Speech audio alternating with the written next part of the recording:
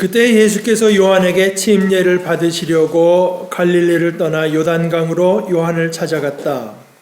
그러나 요한은 내가 선생님께 침례를 받아야 할 터인데 선생님께서 내게 오셨습니까? 하고 말하면서 말렸다. 예수께서 그에게 말씀하셨다. 지금은 그렇게 하도록 하십시오. 이렇게 하여 우리가 모든 의의를 이루는 것이 옳습니다.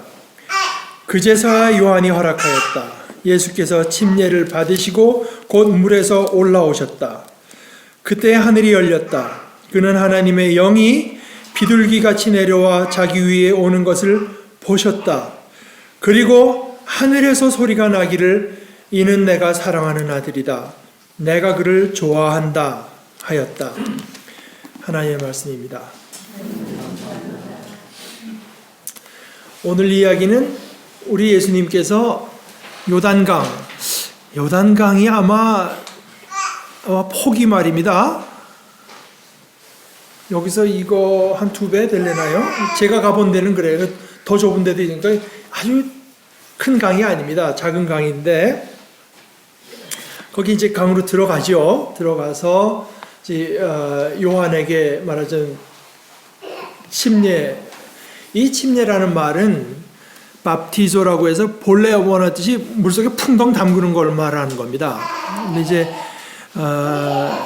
그것과 연관돼서 부수적인 뜻으로 씻는 데는 뜻도 있죠. 그래서 세례라고도 하는데 제 생각에는 이 세례라는 말은 우리나라에 카톨릭이 먼저 들어와서 영세에서 거기서 이제 받은 말인 것 같아요. 어찌됐건 하여간 본래 이제 1차적인 뜻은 이제 물에 풍덩 담근다는 뜻인데요. 그래서 예수께서 가서 갈릴리를 떠나서 사실은 이제 주로 그 갈릴리 해변가가 예수님께서 활동하시던데 거기서 떠나서 요단강으로 요단을 찾아가셨습니다. 그러니까 침례를 받겠다고 하니까 요한이 화들짝 놀라는 겁니다. 아니 제가 선생님께 침례를 받는 게 옳지 어떻게 해서 저한테 침례를 받겠다고 오십니까? 그랬는데 여기 쓰인 이제 헬라어 동사는 이게 한 번 있었던 일이 아니고 계속 말했던 것 같아요. 그랬더니 예수님께서 그러나 이제 허락을 안 하시고 뭐라고 말씀하셨는가 하면은 지금은 그렇게 하도록 하십시오 했는데 지금은 허락하십시오 이렇게 말한 겁니다. 그러니까 심정적으로 허락이 안 되겠지만 지금은 허락을 하십시오. 이렇게 해서 우리가 모든 의의를 이루는 것이 옳습니다. 그렇게 계속할 때 요한이 할 수 없이 허락을 하고 예수께서 침례를 받으시고 물에서 나올 때 그때 이제 하늘이 열립니다. 수동이 우리 헬라어 원어로는 이제 하늘이라고 복수를 썼어요. 하늘들. 이것은 하나님 계신 처소로서 너무나 장엄하다고 하는 걸 말하는 것입니다. 하늘들이 열렸다고 하는데 이제 거기 수동태를 쓴 것은 유대인들이 하나님의 이름을 감히 말을 못하기 때문에 수동태, 그러니까 신적 수동태라고 해서 하나님께서 여신 것입니다. 그리고 하나님의 영, 성령이 비둘기처럼이라고 했는데 성령의 모양이 비둘기 같았다는 건지 성령이 내려오는 형태가 비둘기 같았다는 것은 잘 모릅니다. 비둘기처럼 내려와 자기 위에 오는 것을 보셨다. 그러니까 이것은 다 이제 보셨다고 하는 건 이제 예수님이 보신 걸 다른 사람들이 본 것이 아니라 예수님이 보신 것으로 되어 있습니다. 마태복음에서는. 그리고 나서 하늘에서 소리가 나는데 이는 내가 사랑하는 아들이다. 내가 그를 좋아한다 그랬으니까 여기서 너는이 아니라 이는 그랬으니까 이건 누구 들으라고 한 겁니까? 지금 다른 모든 사람들도 들으라고 선언하신 거죠. 선포하신 거죠. 이는 내가 사랑하는 아들이다. 내가 그를 좋아한다 했습니다. 여러분 지금 요한이 말렸잖아요. 어떻게 이럴 수가 있습니까? 하는 것처럼 예수님께서 소위 침례, 요한이 베푼 침례는 뭐냐면은 내가 이제까지 살던 대로 안 살고 하나님을 향해서 살겠습니다. 하나님의 회개의 표현이었는데 회개. 예수님께서 왜 침례를 받았을까요? 대답. 예수님께서 왜 그 죄인들 들어와서 받으라고 하는 거였는데, 물론 예수님께서 죄가 있어서 이제까지는 나는 죄인으로 살았지만 이제부터는 그렇게 안 살겠습니다 하는 그런 표로 받았다고는 생각 안 합니다. 대부분의 사람이 생각하는 것은 우리 죄인들과 똑같이 되신 예수님께서 우리의 모든 삶 가운데 함께 하신다고 하는 하나의 이스라엘을 대표하신 모습으로 이제 받았다고 생각을 하는데 성경에 설명은 없습니다.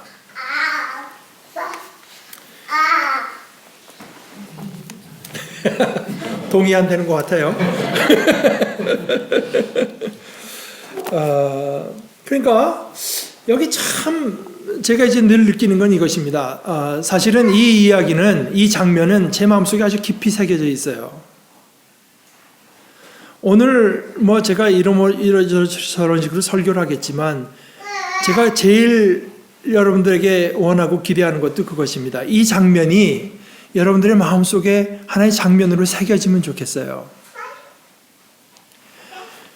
요한이 안 됩니다. 그게 어떻게 됩니까? 제가 세례를 받아야 되는데, 제가 침례를 받아야 되는데 어떻게 제가 침례를 줄 수가 있습니까? 했을 때 예수님의 대답을 보세요.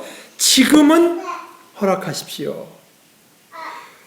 그것으로 끝난 게 아니라 이렇게 해가지고 우리가 모든 의를 이루는 것이 옳습니다. 자, 예수님, 이게 우리가 보통 생각하는 것과 반대 아닙니까? 예수님이 침례를 받는 게 어떻게 의가 되는가? 의, 옳은 것이 돼.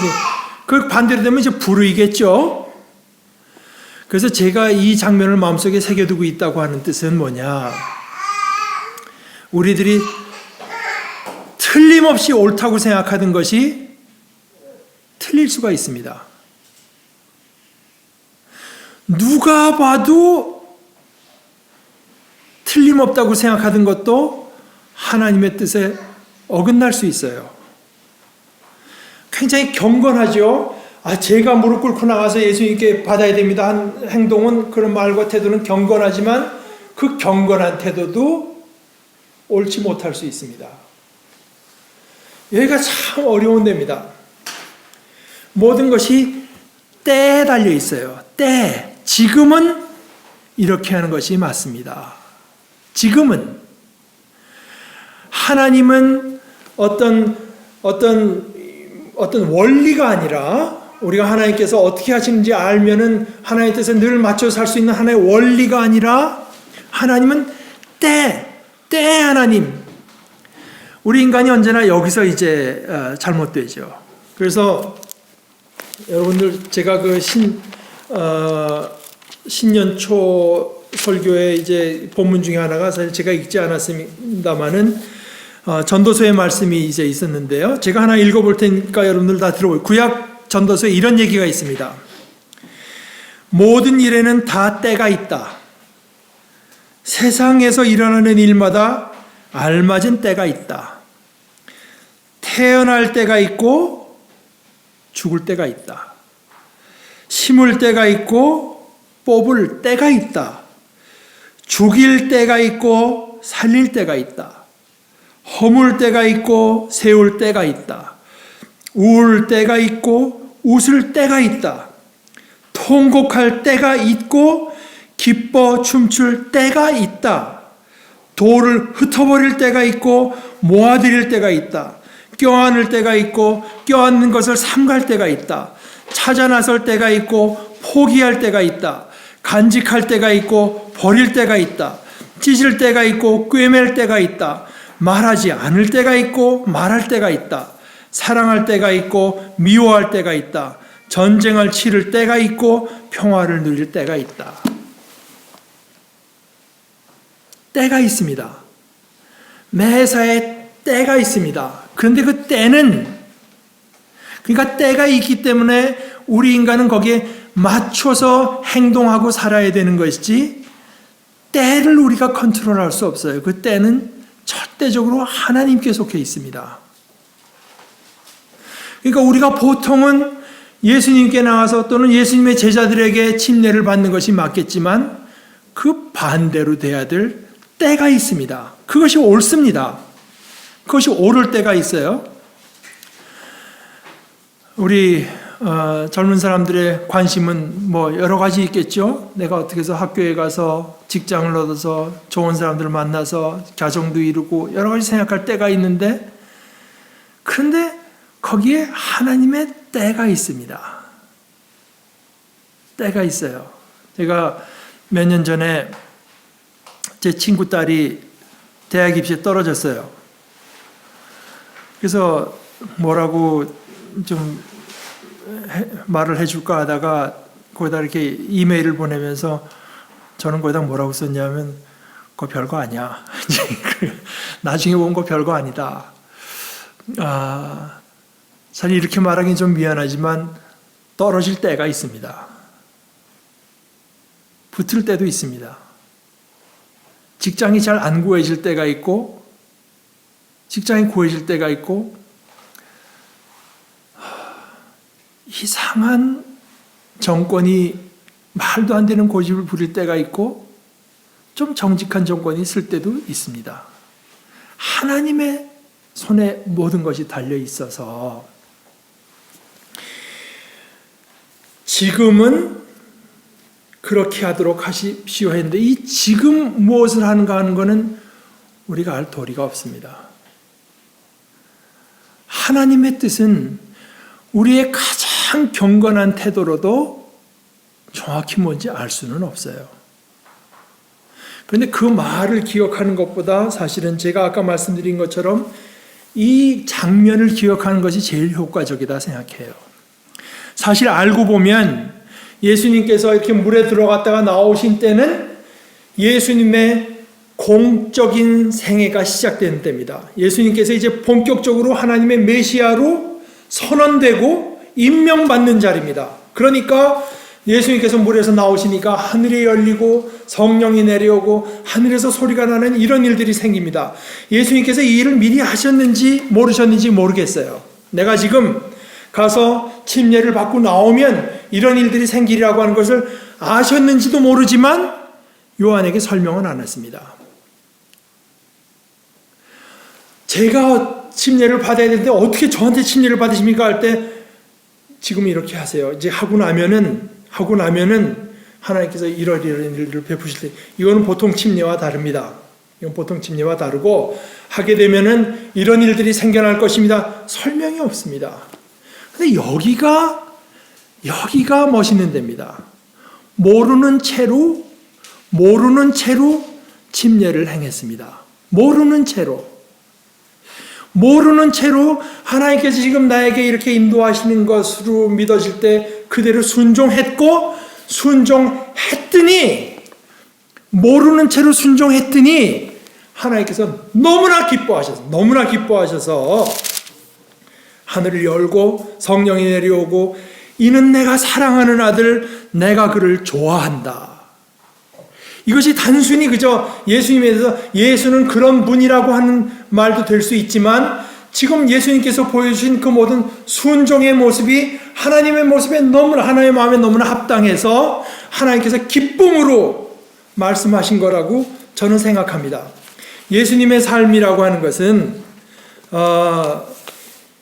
이렇게 지금 공생애가 하나님께 대한 순종으로 시작돼서요, 도대체가 너무나 명백한 것에 어긋나는 것, 도대체 예수님께서 요한에게 가서 침례받는다고 하는 것은 도무지 우리의 경건과 신앙으로 받아들일 수 없는데도 하나님께서 인도하시는 대로 순종한 것으로 시작됐고,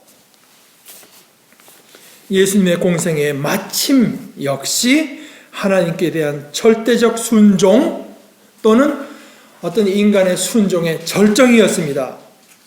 예수님께서 마지막 하나님께 기도하실 때 나의 아버지, 하실 수만 있으시면 이 잔을 내게서 지나가게 해주십시오. 그러나 내 뜻대로 하지 마시고 아버지의 뜻대로 해주십시오. 이제 이것을 가리켜서 바울 사도는 빌립보서에서 이렇게 말을 하죠. 그는 사람의 모양으로 나타나셔서 자기를 낮추시고 죽기까지 순종하셨으니 곧 십자가에 죽기까지 하셨습니다.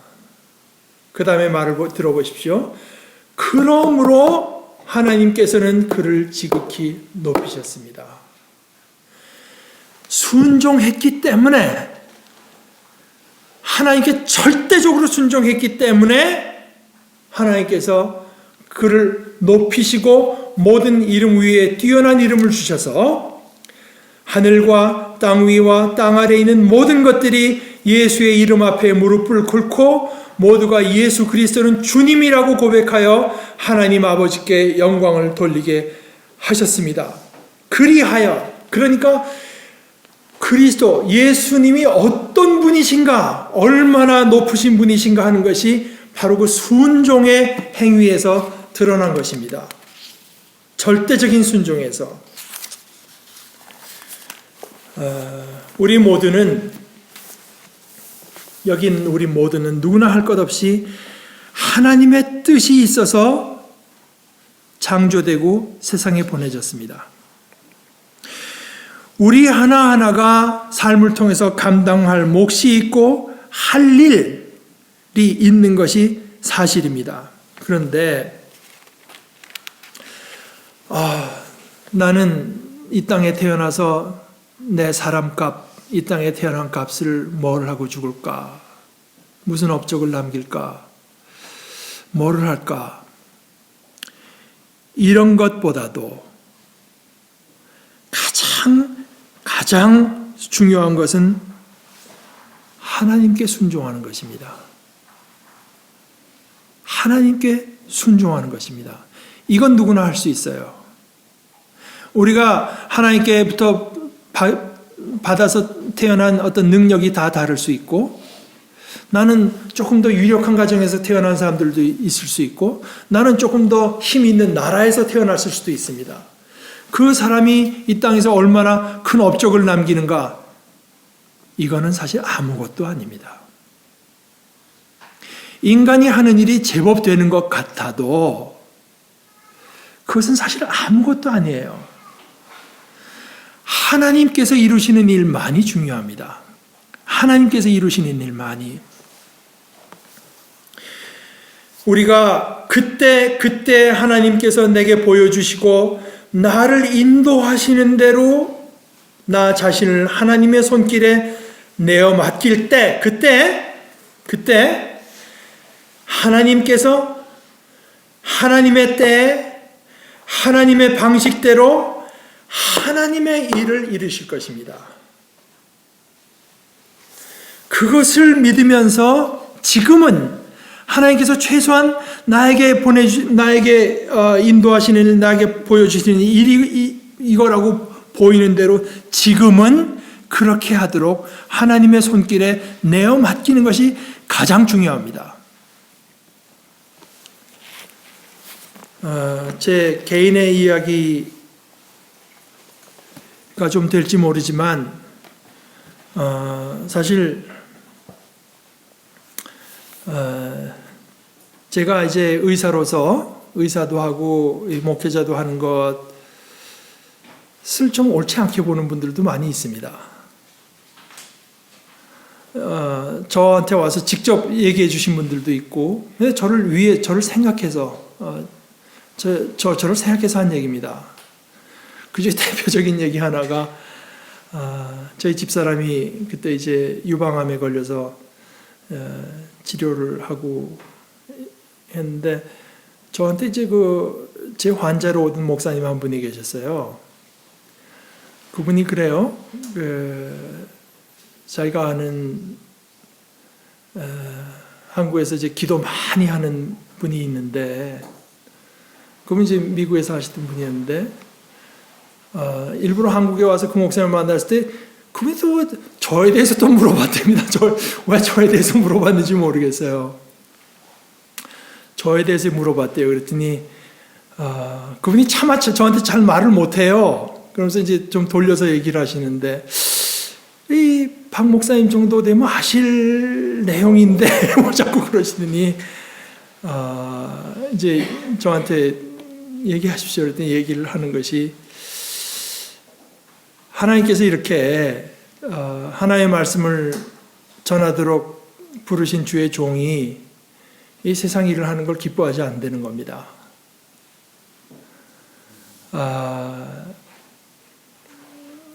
그러면서 이제 그분은 저한테 무슨 감정을 가지면 저를 굉장히 좋아하는 분이고 저를 또 위해서 이제 하시는 말인 걸 제가 충분히 알고 있습니다. 그러면서 하는 얘기가 그걸 계속 깨닫지 못하고 그 길을 돌이키지 않으면 말하자면 계속 이렇게 세상 일을 하면서 목회에 전념하지 않으면 말하자면 그 말을 뜻은 이런 거예요. 저한테도 그 암 같은 게 생길 수가 있다. 뭐 그런 대답을 이제 들었노라. 그러니까 저를 이제 말하자면 그 길에서 깨우치고 돌아가기 위해서 그분은 뭐 다시 말씀드린다마는 저를 사랑하고 저를 아끼고 또 신앙에 대해서 이제 깊이 생각한 게 있어서 하는 얘기입니다. 근데 저는 또 어떠냐? 저는 또 그렇게 할 수가 없습니다. 저도 사실 그런 생각이 많이 들어요. 저도 사실 이 의사 이게 하고 싶어서 하는 게 아닙니다. 저도 사실 저는 이것이 참 가치 있는 일이라고 하는 거 알고 하나님께서 기뻐하시는 일이라고 하는 건 알지만 제가 할 수만 있으면 저도 목회만 할 수 있으면 제일 좋겠어요. 사실은 저는 뭐 의사 한다고 하면서 목사로서 이게 뭐 참 충분히 성경 연구도 못하고 성경을 읽고 이제 공부하는데도 충분히 시간도 하지 못하고 그래서 참 이게 저한테도 이게 그래서 할 수만 있으면 목회만 하면은 이제 좋겠는데 그러나 최소한 저한테 보여주시는 하나님의 인도하심이 그게 아니었기 때문에 제가 그 뜻을 모르는 채로 그냥 하고 있는 겁니다. 이건 하나님께서 저더러 의사를 하면서 목사를 하라고 하는 것을 제가 부인할 수 없기 때문에 우리가 이 하나님의 뜻은 이겁니다 하고 확신을 가질 수 있지만 그것 못지않게 우리의 마음속에 늘 간직할 그림이 이런 그림이라고 생각해요.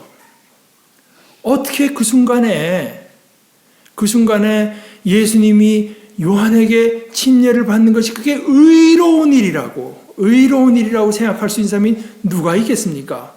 그러나 그 순간 하나님의 의는 그것이었습니다.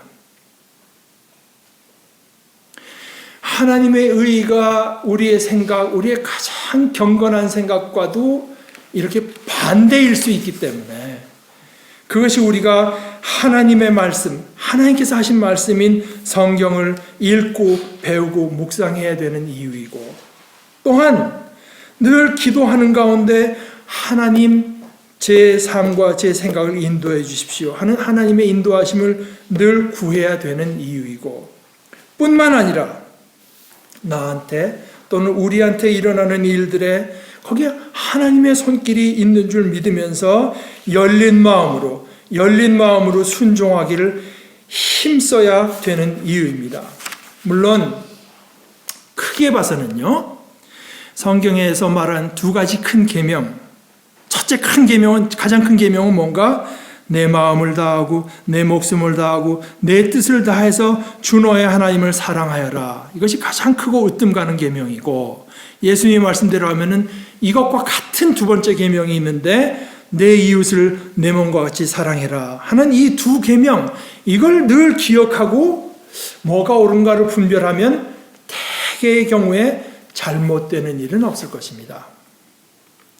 그러나 이 두 계명을 우리 마음속에 깊이 간직해야 되는 그만큼 동시에 우리 마음 깊숙이 오늘 읽은 장면도 담아 놓으시기 바랍니다. 인간의 지식이나 지혜, 상식, 심지어 경건도 궁극적으로 무엇이 의로운 것인지 알 수는 없습니다. 그 의로움이라고 하는 것, 무엇이 옳은가 하는 것은 그건 하나님의 영역입니다. 다시 말해서 우리 인간에게 요구되는 것은 겸손과 순종입니다. 이렇게 겸손과 순종으로 공생애를 시작하고 마치시는 예수님의 모습을 우리가 보는 것입니다. 이렇게 주님께서 그렇게 순종하여서 그때 하나님의 의를 이루신 바로 그때 과연 하나님의 일이 나타났습니다. 우리가 하나님의 뜻에 순종할 때 하나님께서는 하나님의 일을 하실 수 있어요. 하나님께서 하늘을 여셨습니다. 하나님의 영이 비둘기같이 내려와서 예수님의 위에 오셨습니다. 그리고 하늘에서 기쁨의 찬소리가 말씀합니다. 이는 내가 사랑하는 아들이다. 내가 그를 좋아한다. 아까 빌립보서의 말씀대로 마치 그리스도께서 십자가에 돌아가심으로 그리스도께서 얼마나 높으신 분인가가 드러났듯이, 그런데 같은 일이 우리에게도 일어날 것입니다. 우리에게도요. 우리가 우리 생각을 초월하시는 하나님의 인도하심에 우리를 열어놓고 순종할 때, 그때 우리가 듣게 되는 음성도 같은 겁니다. 내가 너를 좋아한다. 내가 너를 좋아한다. 그리고 그때 나를 통해서도 하나님의 일이 드러나게, 하나님의 일이 일어나게 돼요. 설교자로서 그렇습니다. 여러분들이 지금 듣고 그냥 감동적이고 막 뜨거운 눈물을 흘리는 어떤 감동적인 설교보다도 제 설교가 우선적으로 하나님의 뜻에 합한 설교, 또 설교자로서 제 자신이 하나님을 기쁘시게 하는 순종의 사람일 때, 그때 제가 하는 설교 또는 저 자신을 통해서 하나님께서 우리에게 구원의 은혜를 더해 주실 것으로 저는 생각합니다. 세련되고 아름다운 음악도 훌륭하지만, 그러나 그 음악 자체보다도 그 음악을 준비하고 또한 연주하는데, 또 어떤 연주의 수준에 도달하기 위해서 힘쓴 내 모습이 하나님께서 그것을 보시고 내가 그를 좋아한다고 기쁨으로 말씀하실 만한 것이, 그것이 훨씬 더 귀한 것입니다. 하나님께서 그런 음악을 들어쓰셔서 하나님의 일을 이루실 것입니다. 우리가 하는 일이 무엇이건 간에 하나님께서 내게 보여주시는 하나님의 인도하심이 제게 가장 복됩니다. 그것이 옳습니다. 제가 거기 순종하겠습니다 하고 순종할 때 우리들의 삶을 통해서 하나님께서 내가 너를 기뻐한다고 하면서 우리가 바친 보잘것없는 것을 통해서 하나님께서는 진짜 일, 은혜의 일, 구원의 일, 축복의 일을 이루실 것입니다. 우리 모두가 다 그렇게 되기를 바랍니다.